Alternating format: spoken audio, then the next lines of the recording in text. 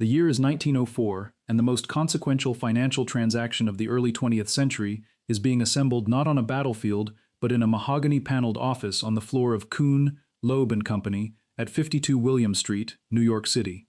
The official history of the Russo-Japanese War places its causes in the collision of two empires competing for dominance over Manchuria and the Korean Peninsula, a conflict of territory, prestige, and the particular arrogance of a European power that had never expected an Asian nation to field a modern navy. The war is taught as a turning point in world history, the first time an Asian nation defeated a European great power in a full-scale military conflict. What that official history does not address is the question of who paid for it, who structured the terms under which it would be financed, and what the men who provided that capital received in return once the guns went silent and the diplomats signed the peace at Portsmouth, New Hampshire, in the autumn of 1905. The war lasted from February of 1904 to September of 1905.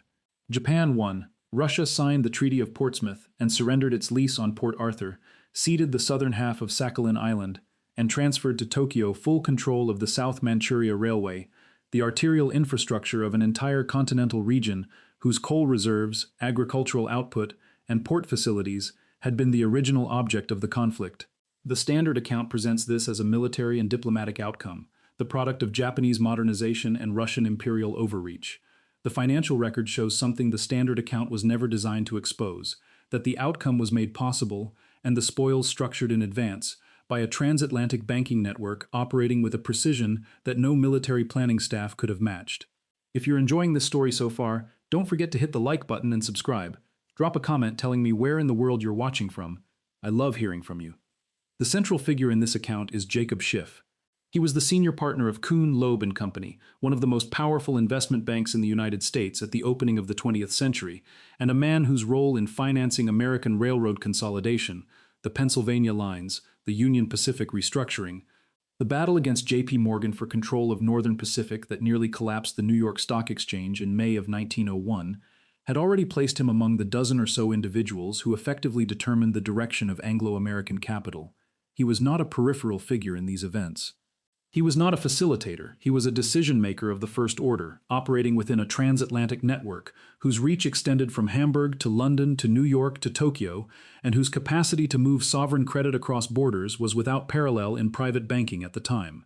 When Schiff committed capital, the commitment moved markets. When he withheld it, sovereign borrowers felt the absence. But Schiff did not operate alone, and he did not operate in isolation from the older European financial networks that gave his firm its continental reach.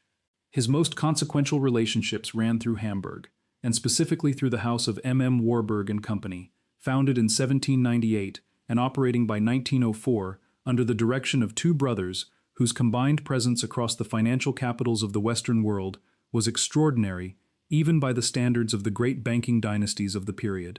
Max Warburg managed the Hamburg house, which by the turn of the century held relationships with the major German industrial concerns, with the Imperial German Treasury, and with the sovereign debt markets of Scandinavia and the Netherlands.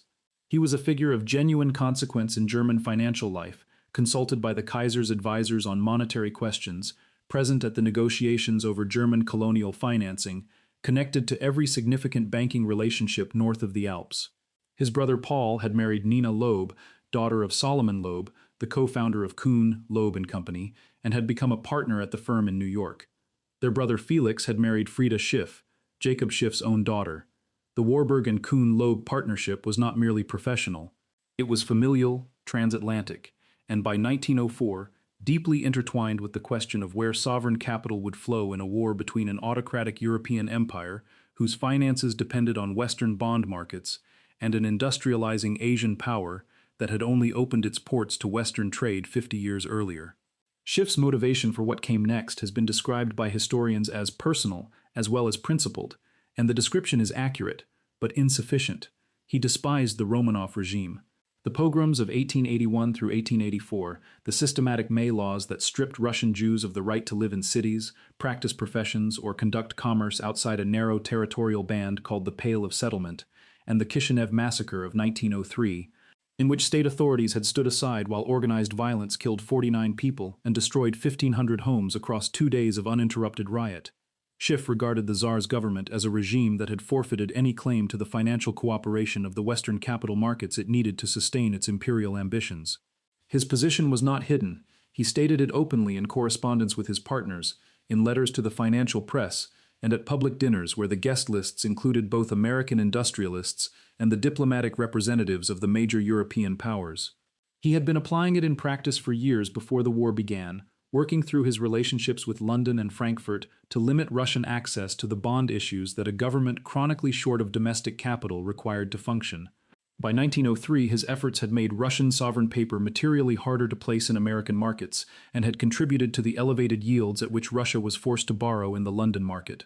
That stated position is the version of events that appears in most historical accounts of Schiff's role. It is accurate as far as it goes. What it does not account for is the precise mechanism by which Schiff and the Warburg network converted a stated intention to deny Russia access to Western capital into an operational financial strategy that simultaneously denied the Romanov government what it needed and provided Japan with the sovereign credit required to sustain a modern industrial war against the largest land empire on Earth.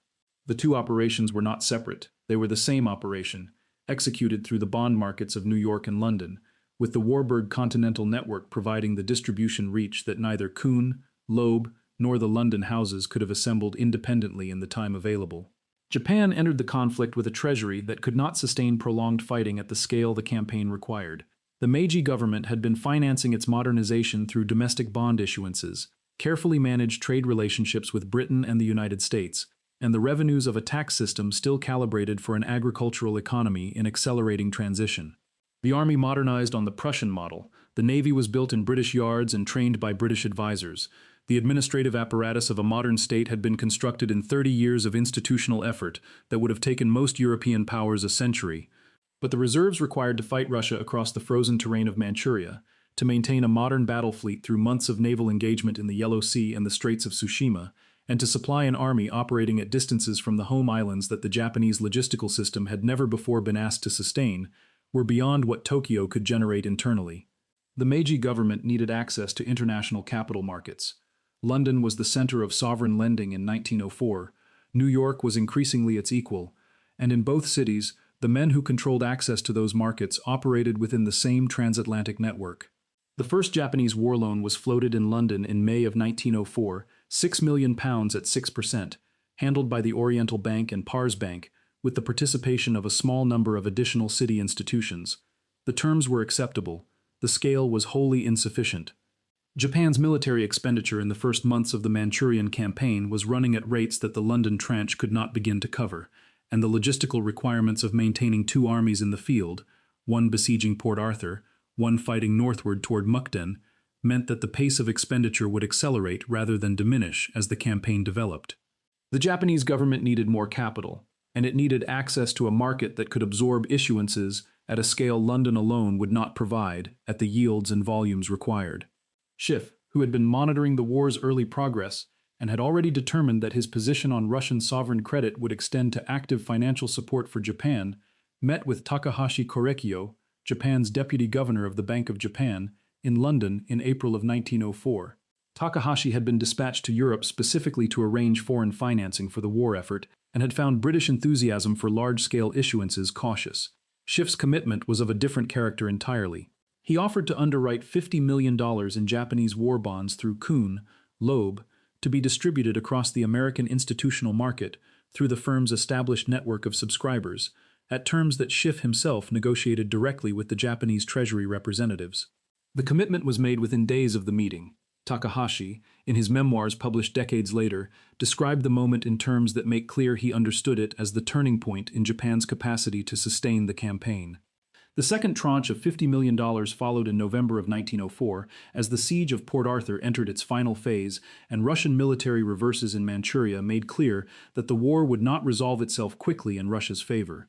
A third issuance came in March of 1905, coinciding with the three-week Battle of Mukden, where the largest land engagement since Gettysburg consumed men and material at a rate that would have emptied the Japanese treasury within months without external support. A fourth and final tranche was issued in July of 1905, as the Battle of Tsushima had already established Japanese naval dominance, and the peace negotiations brokered by Theodore Roosevelt were being arranged at Portsmouth.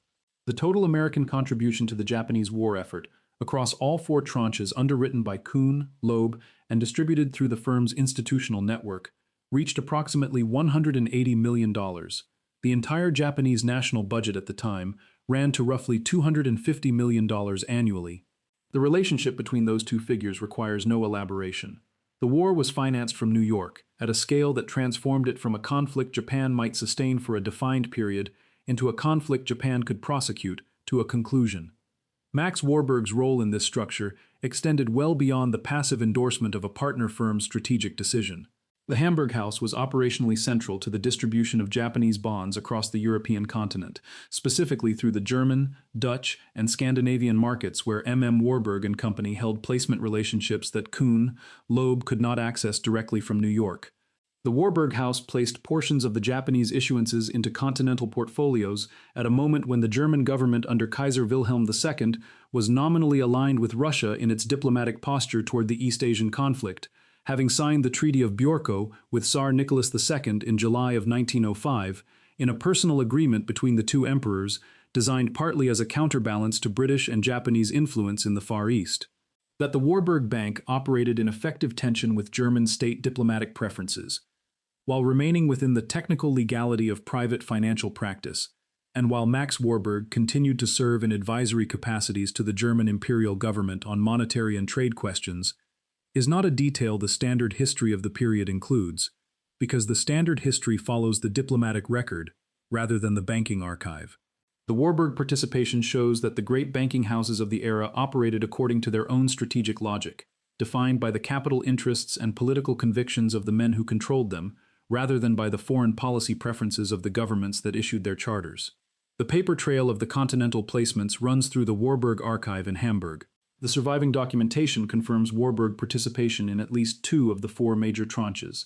The archive's record of the final settlement figures and the complete terms of the Continental distributions ends, for reasons the archival finding aids do not specify, before those figures can be fully reconstructed from the primary material alone.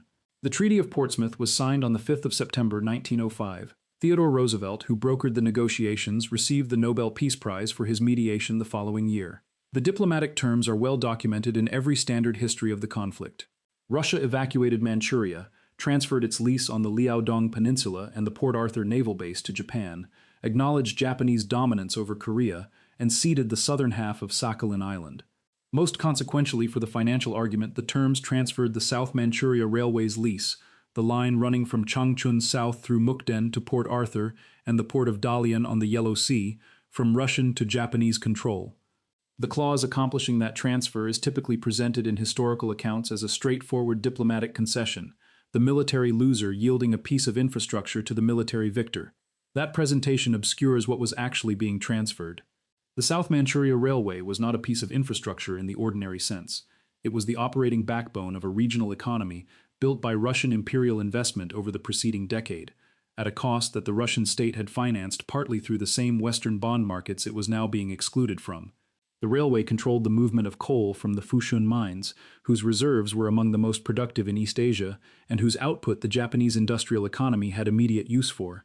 It controlled the transport of soybeans from the agricultural plains of Manchuria, whose annual export volumes fed markets from Shanghai to Osaka and generated foreign exchange that any controlling power could direct. It controlled access to the port facilities at Dalian and Port Arthur, whose strategic and commercial value the entire war had been fought partly to determine. Whoever held the railway's operating rights held the economic commanding ground of the region.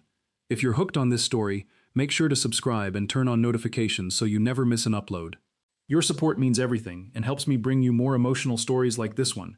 Japan established the South Manchuria Railway Company in November of 1906, capitalized at 200 million yen, with 50% held by the Japanese imperial government and 50% made available to private investors. The company was chartered not merely as a transportation operator, but as a quasi-governmental authority, with powers to administer the territory along the railway's right-of-way, to operate the Fushun coal mines, to direct the port facilities at Dalian, and to manage the economic development of the southern Manchurian zone. Its first president was Goto Shinpei, a former head of the civil administration of Taiwan whose experience running colonial infrastructure made him the natural choice for an organization that was, in institutional reality, a colonial administration operating under a corporate charter. Among the private investors who participated in the early capitalization were institutional participants whose involvement the Japanese government had actively cultivated through the same channels Takahashi had used to arrange the original war financing. The men who had structured the bond tranches knew the railway's value. They had made that value possible. The participations made available in the railway company represented, for those who took them, a second-order return on the same original decision, access to an investment in productive infrastructure whose value the war's outcome had secured and whose yield the railway's monopoly position in the regional economy would sustain. The specific question of what the Warburg network received, beyond the bond coupon interest on the war loans and whatever participations the Hamburg House arranged through its continental relationships in the railway company's initial capitalization, requires reconstruction from several directions, because the private accounts of Warburg and Company for the 1904 to 1912 period are not fully accessible in the public archive. What can be established from published sources is this.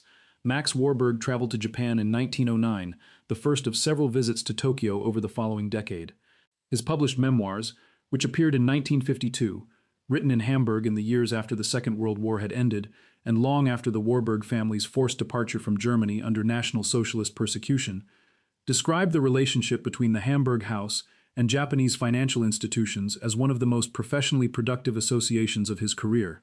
He does not specify the instruments through which that productivity was realized, the rates at which the Hamburg House participated in the Japanese issuances, or the terms of whatever ongoing relationship with the South Manchuria Railway Company's financing operations the Warburg House may have maintained after 1906. The gap between the description and the documentation is the kind of absence that the private financial record regularly produces when the parties involved had structural reasons to manage what entered the permanent archive and what remained in the category of understood arrangement between principals who did not require paper to honor the agreements between them. Paul Warburg, by 1913, had become the principal architect of the Federal Reserve System.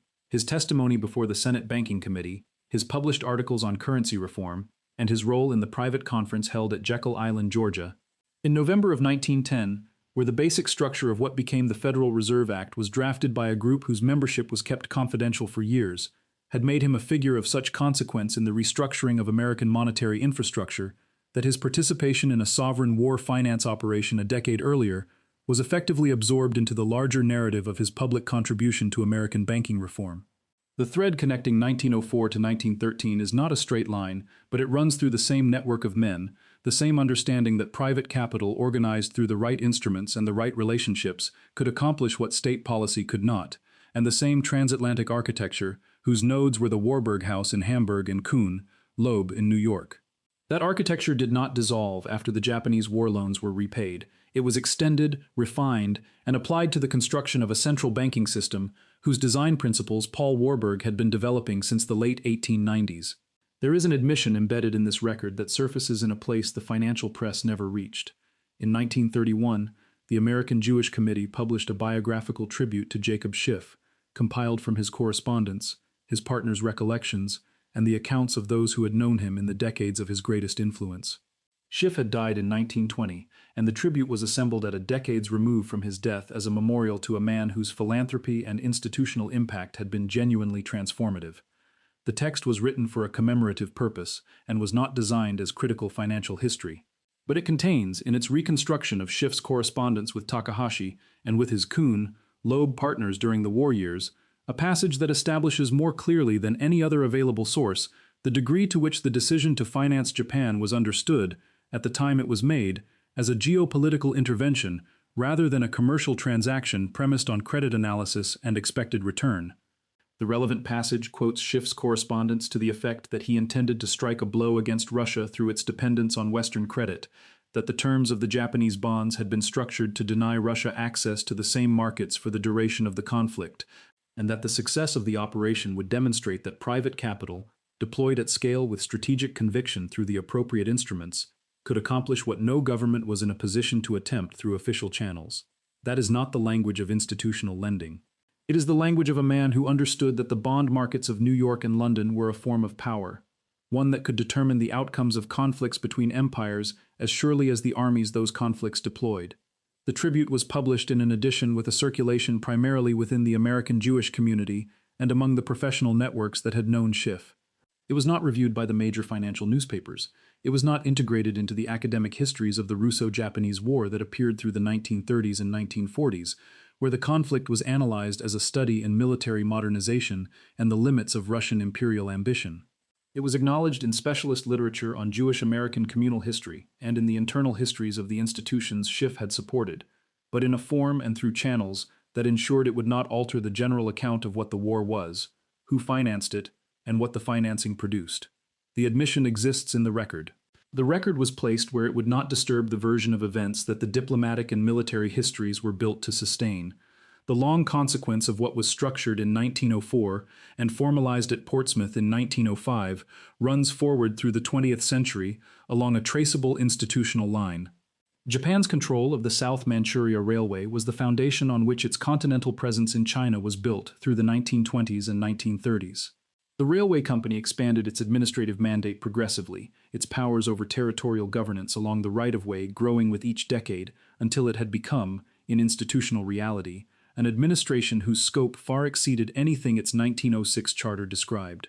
After the Kwantung Army established Manchukuo in 1932, dissolving the nominal sovereignty of the regional government by force and installing a puppet administration loyal to Tokyo, the South Manchuria Railway became the administrative and logistical skeleton of the new state, the institution through which Manchukuo's coal output, its agricultural export revenues, and its labor and infrastructure were organized to serve Japanese imperial requirements.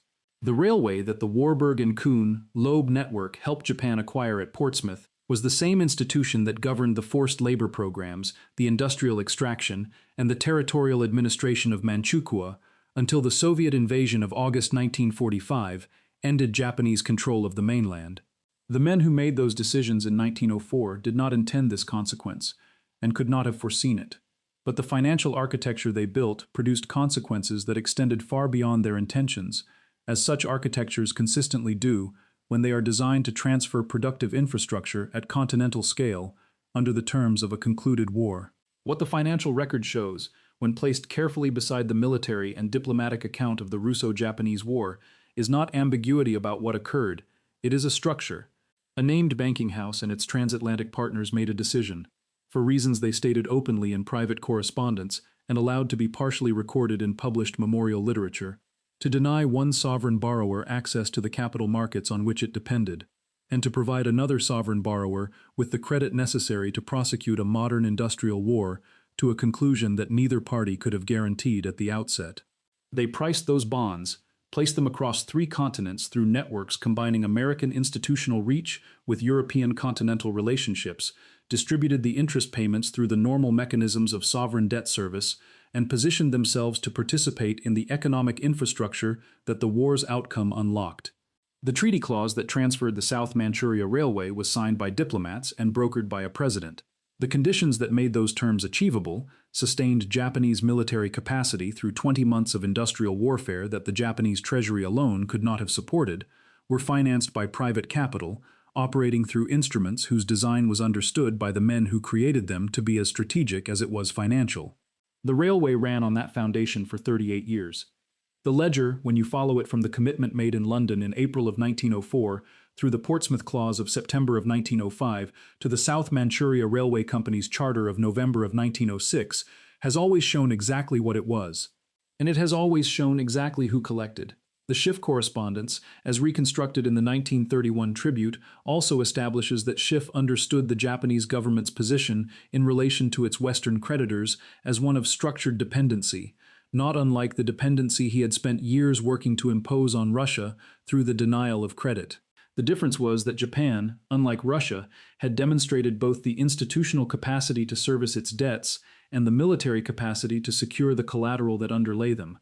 The South Manchuria Railway was that collateral made concrete, a productive asset whose value the war had established and whose transfer the peace treaty had formalized. The bond subscribers who held Japanese war paper through 1905 did not simply hold a promise. They held a claim backed by the infrastructure of a continental territory whose productive output was measurable and whose controlling power had just demonstrated, at Tsushima, that it would not easily be dislodged. The deeper question, one that the standard financial histories of the early 20th century treat as settled long before it has been fully examined, is what kind of power the Warburg and Kuhn Loeb network was exercising in 1904, and whether the exercise of that power produced obligations that the Japanese government understood and honored through mechanisms that do not appear in the public record of the war's financing.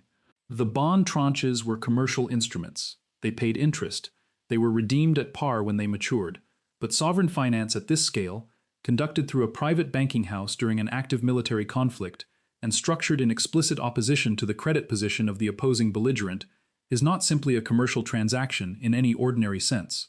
It is an act of alignment. An alignment, in the financial world of the great banking dynasties, carried expectations that were understood without being written and honored without being recorded in the instruments themselves.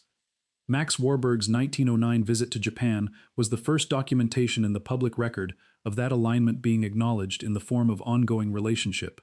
The Hamburg House's subsequent participations in Japanese sovereign issuances through the 19-teens, the continued correspondence between M.M. Warburg and the Bank of Japan through the period of Japanese expansion into Siberia during the intervention of 1918 through 1922, and the terms on which Warburg-connected institutions were included in Japanese financing arrangements during the 1920s, all point toward a relationship whose origins in the war loans of 1904 were understood by both parties as establishing something that would outlast the immediate transaction. The South Manchuria Railway Company's initial capitalization was not the end of that relationship. It was the first formalization of it in a corporate structure that created ongoing investment rights and dividend expectations attached to the productive infrastructure the war had secured.